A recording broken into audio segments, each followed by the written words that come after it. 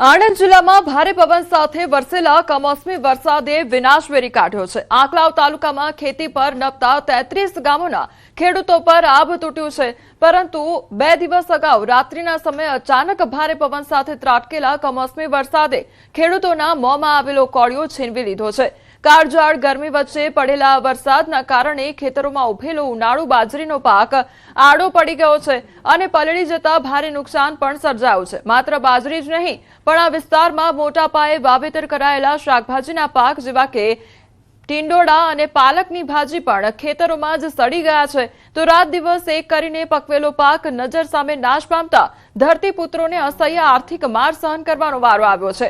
હાલ આંકલાવ તાલુકાના 33 ગામોના લાચાર બનેલા ખેડૂતો સરકાર સામે મીટ માંડીને બેઠા છે અને તંત્ર દ્વારા તાત્કાલિક પાક નુકસાનીનો સર્વે કરાવી યોગ્ય આર્થિક સહાય ચૂકવવામાં આવે તેવી આશા રાખવામાં આવી રહી છે। અત્યારે ઉનાળાની સિઝનમાં બાજરી અને શાકભાજી જેમ કે ટીંડોળા એટલે કે ગિલોડા, પાલક જેવી શાકભાજીને જે 2 દિવસ પહેલા વાવાઝોડું અને ફૂલ પવન ફૂંકાયો અને વરસાદ આવ્યો, એમાં ખેડૂતોને ખૂબ જ નુકસાન થયું છે। ખેડૂતો બાજરીને સરખી કરવા માટે અત્યારે પ્રક્રિયા કરી રહ્યા છે।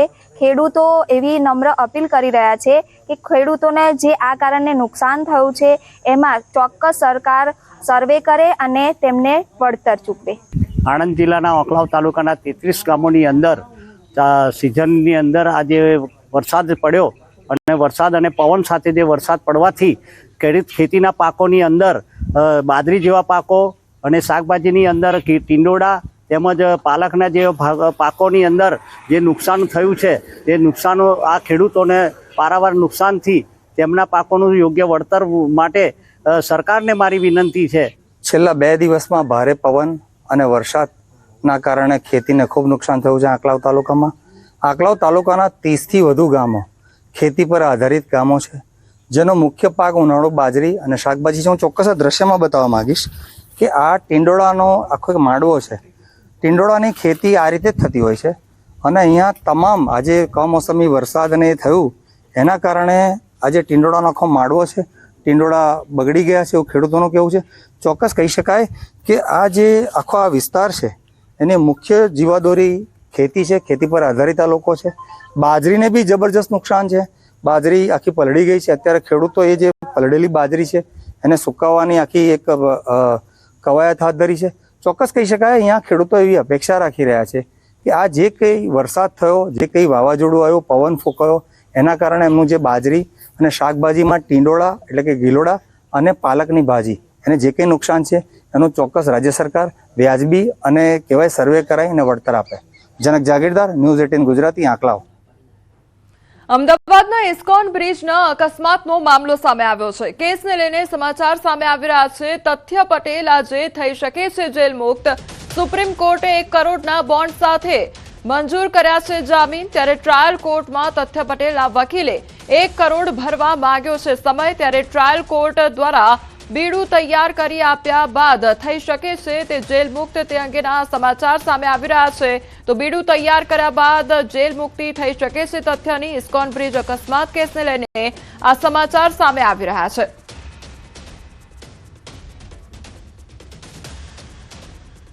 સમાચારમાં આગળ વાત કરીશું દૂષિત પાણીથી રોગચાળો તેના વિશે।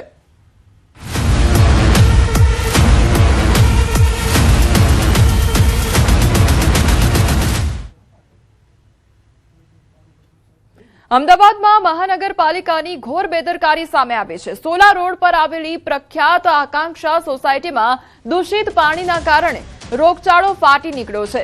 પીવાના પાણીની લાઇનમાં ડ્રેનેજ લાઇનનું ગંદુ પાણી ભળી જતા સોસાયટીના લોકોને ઝાડા ઉલટીની અસર થઈ છે। સ્થાનિકોના દાવા અનુસાર આશરે 2500થી વધુ લોકોની વસ્તી ધરાવતી આ સોસાયટીમાં 700 જેટલા લોકોને ઝેરી પાણીની અસર થઈ છે, જેમાંથી 50થી વધુ લોકોની હાલત બગડતા તેમને તાત્કાલિક હોસ્પિટલમાં દાખલ કરવા પડ્યા છે। ઘટનાની ગંભીરતા જોતા જ અમદાવાદ મ્યુનિસિપલ કોર્પોરેશનના આરોગ્ય વિભાગ અને ઇજનેર તંત્રના ઉચ્ચ અધિકારીઓ ઘટનાસ્થળે દોડી આવ્યા અને તપાસનો ધમધમાટ શરૂ કર્યો।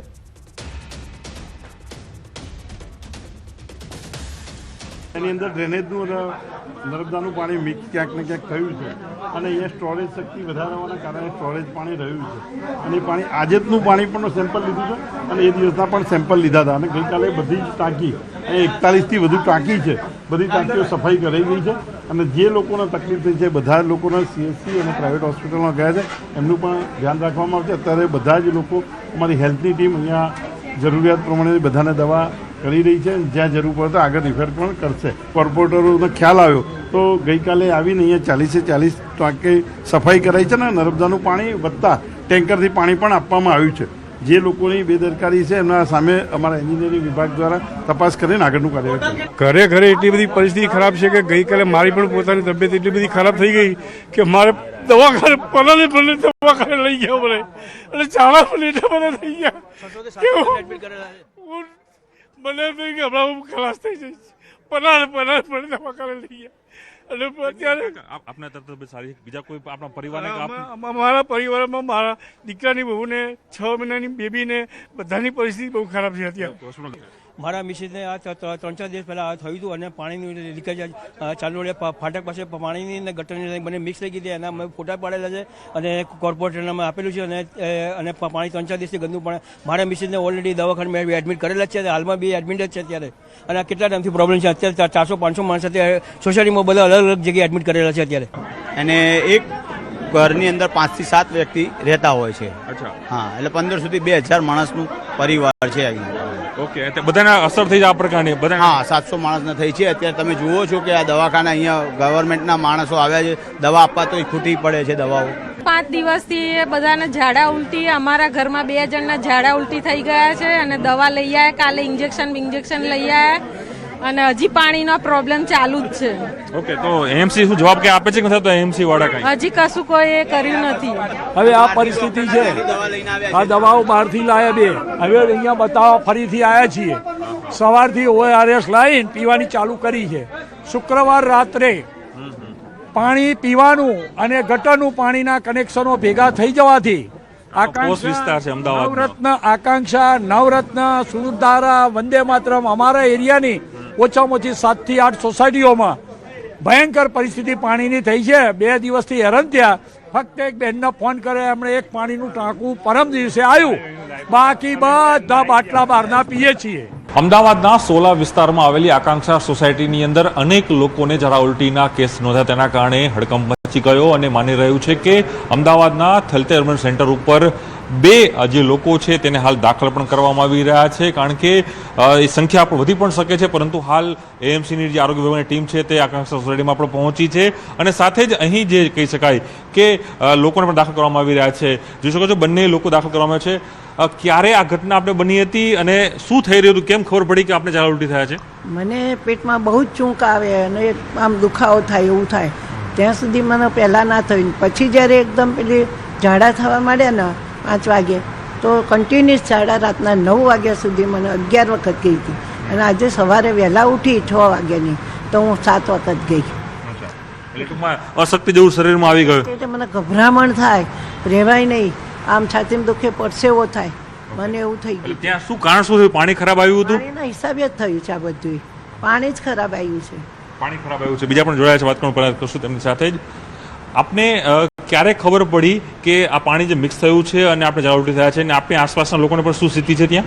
અમારે રવિવારે મારા સાસુ છે 90 વર્ષના, એમને થઈ ગયા પહેલાં ડાયરિયા, બહુ જ સખત થયા, પછી મારા મિસ્ટરને થયા, પછી મને થયા. કાલે 5 વાગે મને બહુ જ ડાયરિયા થઈ ગયા અને વોમિટો. એટલે પછી મને બહુ બીક લાગતી હતી, કંઈ ખાધું નહીં, ખાવું તો વોમિટ થશે તો. અને બહુ જ ખરાબ પાણી આવતું, વાસ એટલી આવતી હતી ગટરની, આપણને આમ નહીએ ને તોય બહુ ખરાબ વાસ આવતી હતી. એટલે આ ક્યારથી, રવિવારથી આ પ્રકારનું પાણી તમારે જે? અમે બહારથી બોટલો મંગાવતા હતા, અમને ખબર પડી ને કે આવું થયું છે તો અમે બહારથી બોટલો પીતા હતા બધા. કેટલા લોકોને અસર તમારા આસપાસના લોકોને થઈ છે?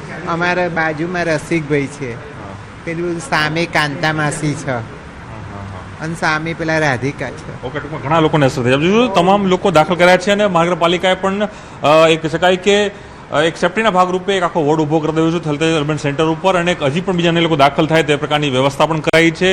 અને સાબદુ મહાનગરપાલિકાનું આરોગ્ય વિભાગ છે તે બન્યું છે. દ્રશ્યોમાં જોઈ શકાય છે કે આખી જે વ્યવસ્થા એએમસીના આરોગ્ય વિભાગે ઊભી કરી દીધી છે. હજુ પણ કોઈ નવી સંખ્યા આવી શકે તો તેને લઈને પણ તૈયારી છે તે મહાનગરપાલિકા અહીં બતાવી છે. જોઈ શકાય છે કે આખો બેડ છે, આખો વોર્ડ છે તે ઊભો કરી દેવામાં આવ્યો છે, અને માની રહ્યું છે કે 40થી પણ વધુ જે લોકો હતા તેઓનો ત્યાં જ સારો આપવામાં રહેશે, પણ જો વધુ કોઈ ગંભીર હશે તેઓને અહીં અર્બન સેન્ટર પર લાવવાની પણ અહીં તૈયારી છે મહાનગરપાલિકા અહીં કરી દીધી છે. કેમેરા ક્ષણિક મહેતા સાથે પ્રણવ પટેલ, ન્યૂઝ 18 અમદાવાદ. સમાચારોમાં આગળ વધીએ તે પહેલા રોકાય.